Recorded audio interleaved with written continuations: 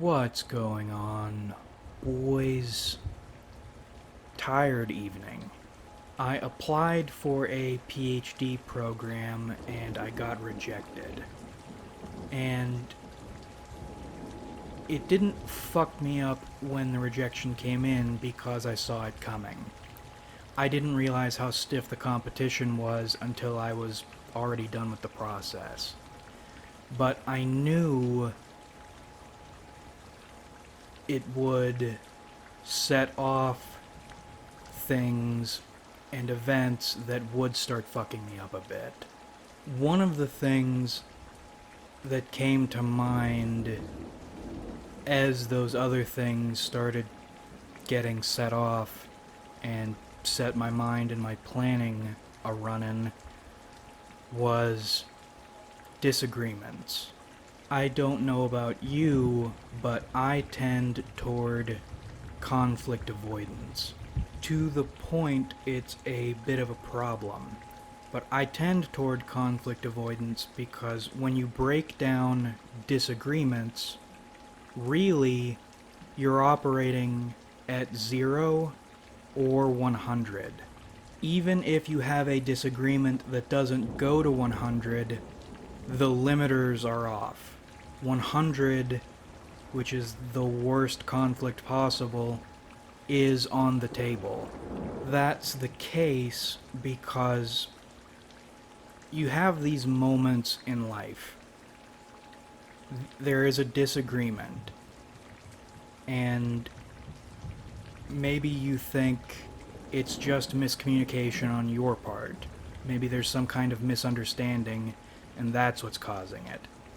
So you approach the disagreement as nicely as possible, as evidenced as possible, as understanding as possible, as compromisably as possible, as admitting your own flawsedly, even some flaws maybe you aren't aware of, idly, as possible. And in those moments, one of three things happens. The person or party you're disagreeing with spits in your face, they hit you, or they try to take your life away. Again, I don't know about you, but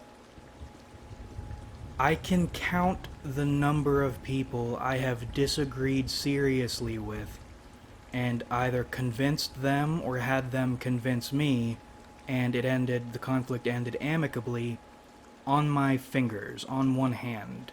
99.9% of the time, disagreements don't get resolved. They escalate or they stew, at which point they will escalate and explode. Except in those instances, you don't even have your guard up because they spring it on you. Almost all conflicts escalate to that point if you and the other party keep on with them. And at that point, either you roll over and let them beat you and put their boot on your throat, or you force your perspective on them. And you can't do the latter because that gives them reason to take your life away. But they certainly can, and they will. It's a question of whether you submit in the beginning and have maybe a little wiggle room to get away, or you fight and give them reason to force you to submit. Either way, in disagreements, you lose. And it's an ugly loss. Now, knowing that, you are obligated to approach every single disagreement as 0 or 100, and if you go to 100, you lose. So why have any disagreements at all? Now, I know some people, or even many people, are able to disagree and get their way, or at least get heard, without taking it to that point, but I don't know how they do it, because that 0 or 100, that dominance or submission thing, is always on the table in disagreements. I don't know how they do it. It's like you're playing chicken by disagreeing with people. You can't back down and you can't fight. I don't have a solution to that. Something I've been thinking about. Which leads me into another thing I've been thinking about. Weird rituals I have been conducting with people I get close with. I know I've been doing it for a long time, but recently I think I've worked out why it happens. When I am becoming close friends with someone, males I mean, I want to fight them and we end up boxing. My two closest friends, and friends I think I could be friends with for a long time and have in one case, are dudes I have fought. And I think the reason I feel comfortable with them is we can take disagreements to that point, get it out, and be cool afterward. There's no repression, there's no stewing, there's no resentment, and there's no win or loss per se. You get to vent all that anger and frustration that at that point you don't even have words for, and then once it's all out, it blows away and everything is okay because you take it to that level and everything is okay afterward because you're friends. It's hard to fuck up a friendship after that because as ugly as things get, you can get it out and there's no repression.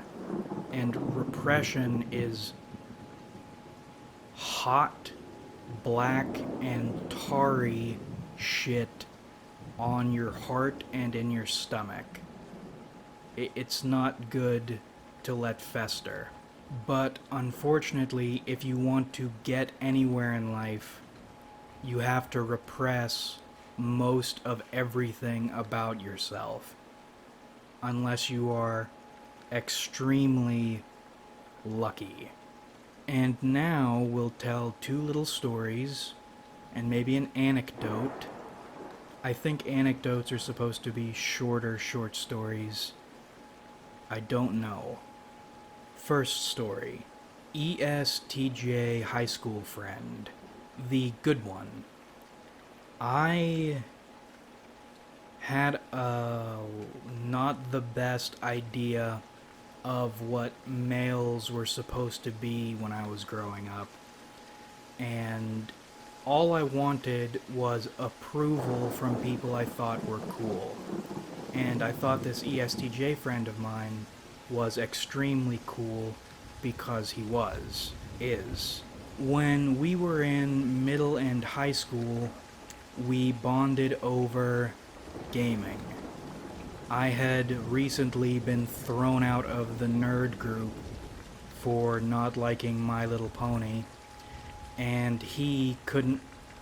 well, he drifted between a bunch of different groups of people, but none of them really talked gaming on the level I and some other cool dudes knew gaming. We were friggin' sweet gamers. But as we grew and time passed, he became more popular and more capable, and I think it's a natural, typologically speaking, an ETJ thing to do. He started mentoring people, and as a result, we hung out less and less.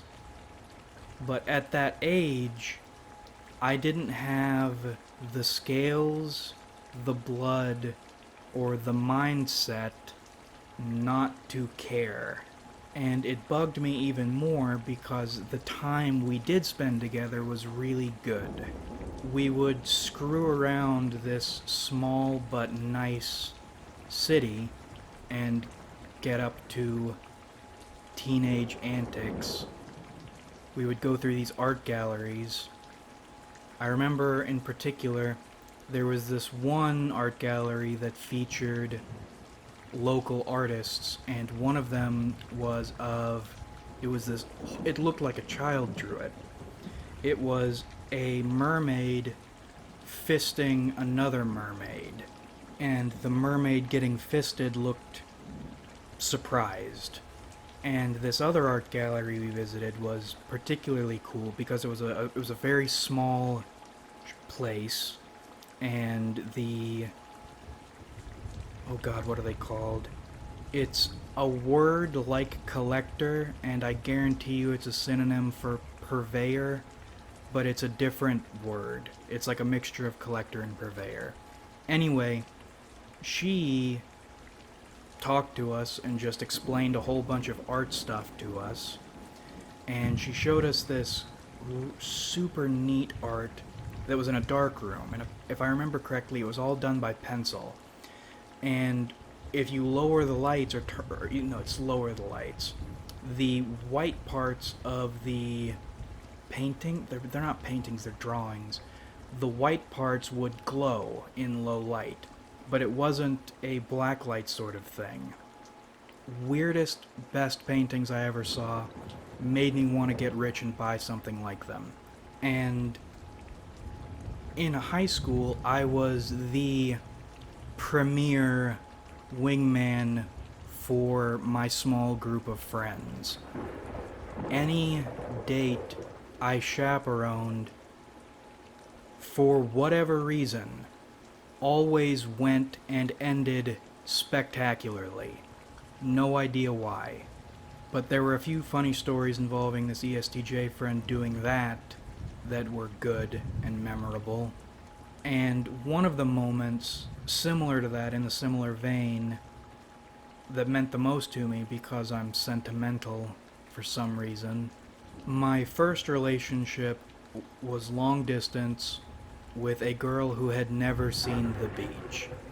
So for her birthday, my friend and I, in shitty, spitty, rainy weather, went down to that small little beachside city and gathered up seashells and sand and other beach stuff, we bought some tourist trappy stuff and put it in a box and shipped it to her. Back when I thought that sort of thing meant anything, and he accompanied me on that and helped me out with it because he knew the city better than I did, and very helpful. And it gnawed at me that I didn't seem as important to him as he seemed to me. And I didn't have the so it goes tools yet not to give a shit. I couldn't think my way out of that one. So much time passes, and we end up at a house party after prom. The first and only party I have ever been to of that sort.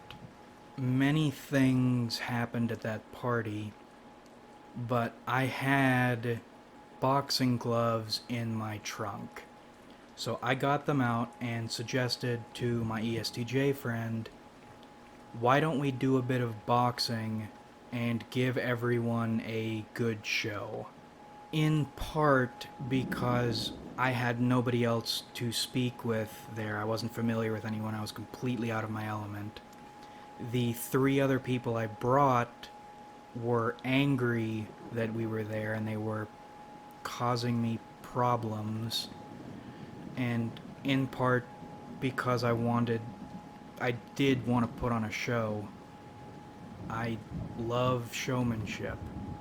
And finally, in part because I wanted to kick the shit out of him in front of a bunch of people who liked him a lot. That didn't happen. High school. He's 6'3" and maybe 220 or 230 pounds. I have never seen someone that large at that age move that fast and hit that hard. It wasn't a complete blowout, but it might as well have been. I'm gonna brag about myself for a second here. I throw good hooks, and I do good body work. The issue with good hooks and good body work is if you can't back someone up into something, or I guess a better boxer could get in without having to back people into things, but I'm not good. And I didn't know how proactively to deal with someone who knew how to counter, and I was not expecting him to move that fast. And it was, God, he did the fucking, like, left hand down by his waist thing, and I've never seen someone do that. I know it exists, but it's not something I am used to. Especially not someone who knows how to do it. Protecting my pride and making myself look even worse aside, I felt a lot better afterward, even though I am finding it makes me angry when I think about it now. I felt a lot better at the time. While everyone was shit-talking me, the dude who bullied me worst on the physical level in high school came out and started talking shit. And ESTJ took off the gloves and handed them to him and told him to fight me. And he wouldn't. He did the trying to laugh it off while saying no thing, but I started shoving him and roughing him up and telling him to, and he still wouldn't. And that felt really good, because he would do shit at school because I was so afraid of authorities I wouldn't defend myself, but when there were no authorities around, he wouldn't do anything. And that was very cool of ESTJ to do. And I think one of the reasons we are still friends, even if distant friends now, is because we were able to fight like that. I was able to take a shot at my resentment, and we were cool afterward.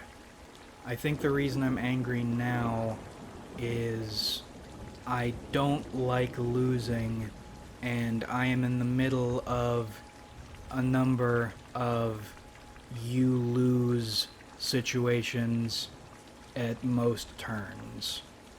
But we are good friends, and I am glad I was able to get some of that resentment off my chest.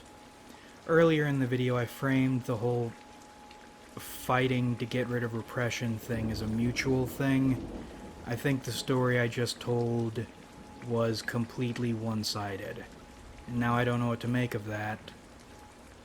So we're moving on to the next story, which was, I'm pretty sure, more of a mutual thing. INTJ friend and I. got into a brawl, and I think we ended up better friends as a result. When INTJ and I first became friends, he did all the little INTJ things that got under my skin. Super opinionated and aggressive, past the point of 0 and to the point of to that point, made people uncomfortable by doing and saying things that set off people in our environment's red flags and either didn't realize or didn't care, which partially the uncomfortable angle bugged me, partially the don't get me associated with this shit angle, and was nasty to servers at restaurants.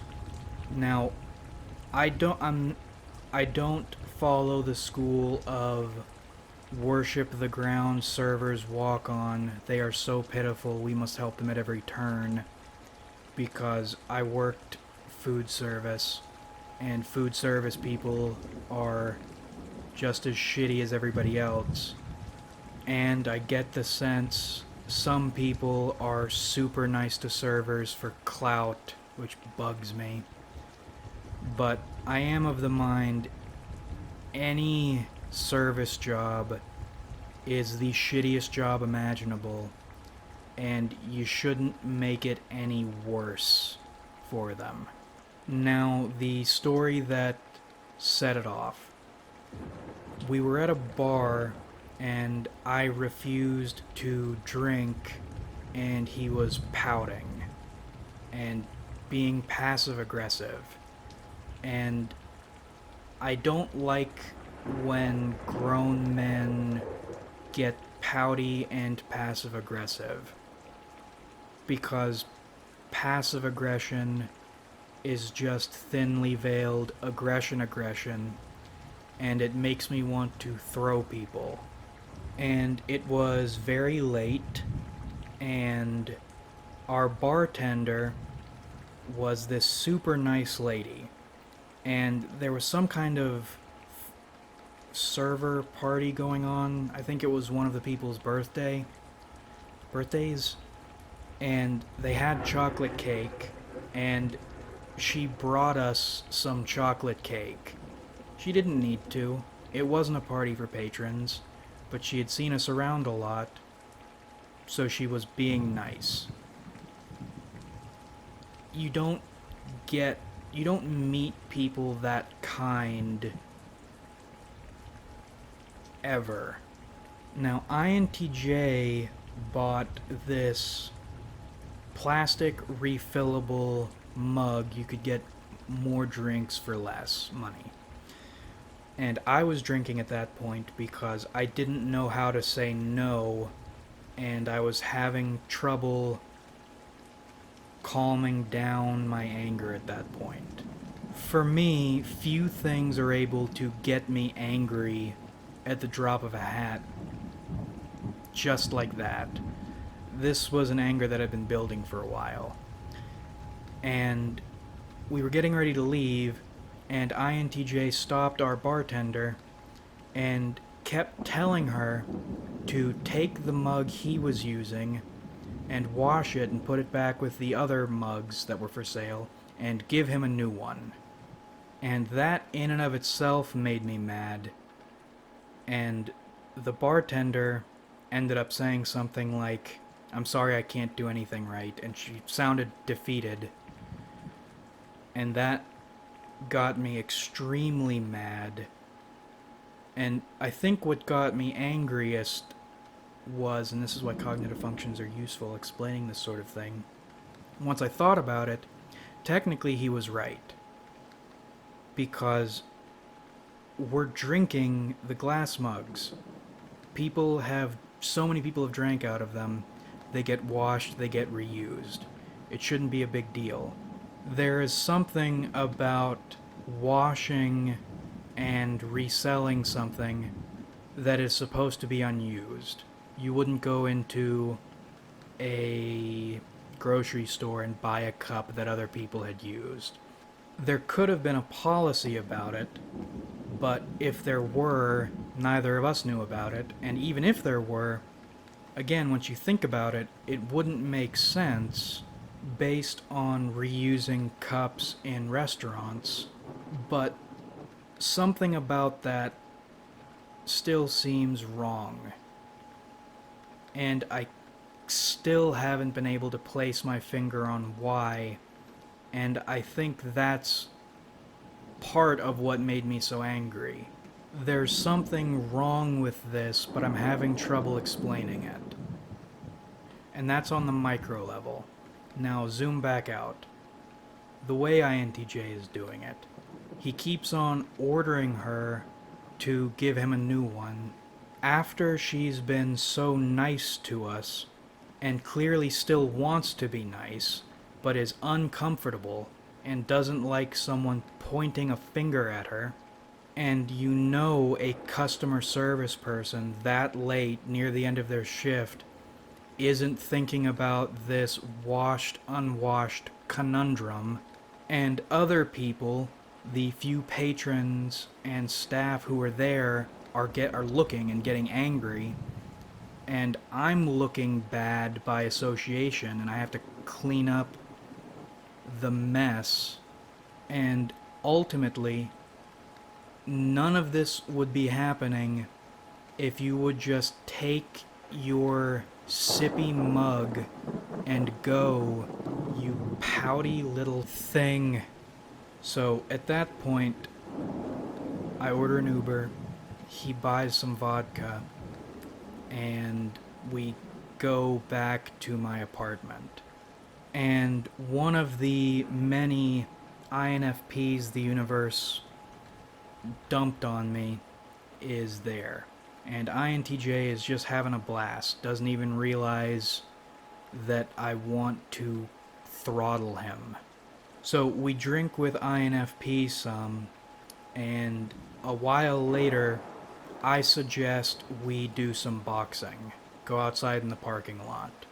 So, some other things happen on the way down that get me even angrier because I didn't want to be drinking that night.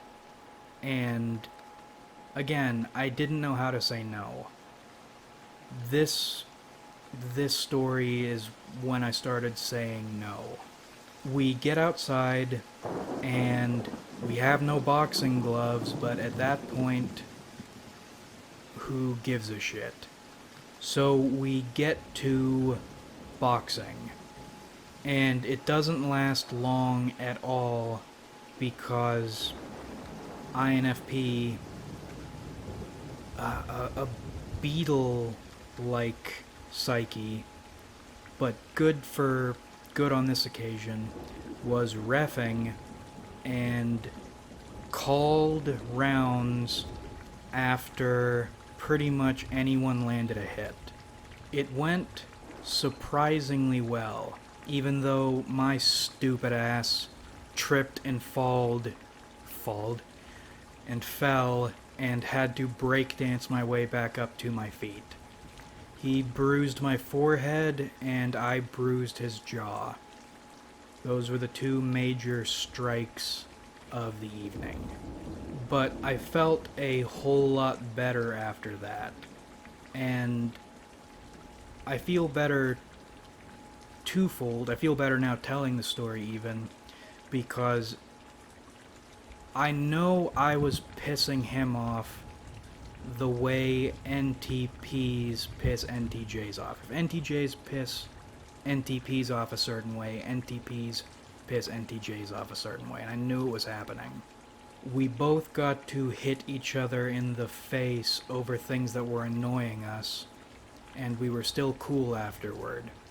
And since then, it's amazing, many of the things that would bug me for days with anyone else don't bug me anymore, at least not to that degree. because the option of hurting each other is there, and we've seen it, and it was fine. More than fine, it was constructive. Immediately, I learned to say no, emphatically. And I learned how to establish effective barriers that aren't all or nothing. I feel a whole lot better now and about that story, and in general about the boxing with people, or boxing with people, close friends, because you can go to 100 in ways you cannot anywhere else, and everything is okay, if not better, afterward. Which leads us into the final anecdote for the video. I didn't expect to be this long, or expect to have this many twists and turns. I didn't expect ESTJ friend's story to get me mad, and I didn't expect INTJ's story to get as negative as it did, but still end up chill afterward. Emotions are neato. Final anecdote. I know I'm feeling a certain kind of way when I listen to Earl Sweatshirt's I Don't Like Shit, I Don't Go Outside album. Because while I will seek it out and listen to specific songs sometimes, when I fall into listening to the entire album, I know I'm in some kind of way. And on this listen, 2 lines stuck out to me. And all I see are snakes in the eyes of these fellows. Mama taught me how to read 'em when I look. Tying the whole video together, every human being seems like a snake who's out to hurt you somehow, who is judging you for things you can't control, or maybe they shouldn't be judging you for, probably in the same way you judge other people, and every single disagreement is a landmine that could end your life if you aren't exceedingly careful. Which is why the ability to fight with these close friends is so important. There's no repression, and keyword I just thought of, there's no restraint. The restraint you have to take with 99.9% of people will rot you inside and drive you mad.